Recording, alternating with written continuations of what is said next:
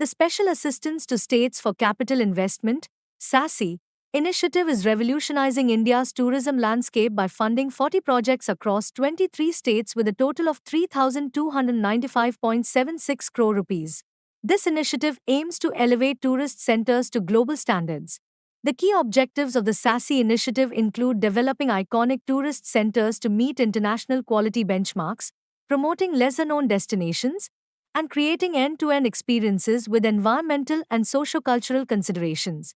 These goals aim to boost local economies and promote sustainable tourism practices.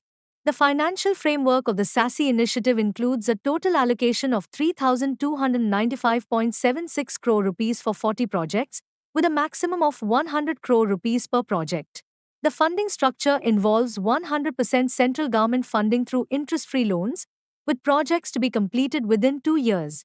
Projects under the SASI initiative were selected based on site factors, impact assessment, and sustainability. These criteria ensure that projects are viable, have a positive impact, and promote responsible tourism practices. The regional distribution of projects in northern and eastern India includes states like Uttar Pradesh, Assam, Bihar, Sikkim, and Tripura, highlighting the diverse geographical focus of the SASI initiative. In western and southern India, the SASI initiative supports projects in states like Gujarat, Maharashtra, Rajasthan, Goa, Andhra Pradesh, and Telangana, showcasing a wide range of tourism opportunities.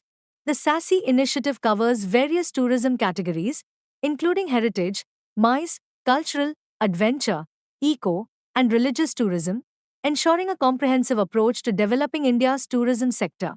Unique projects under the SASI initiative include the Insguldar Underwater Museum in Maharashtra, the Loktak Lake Experience in Manipur, and the Skywalk at Bhale Dhunga in Sikkim, each offering distinct and innovative tourism experiences.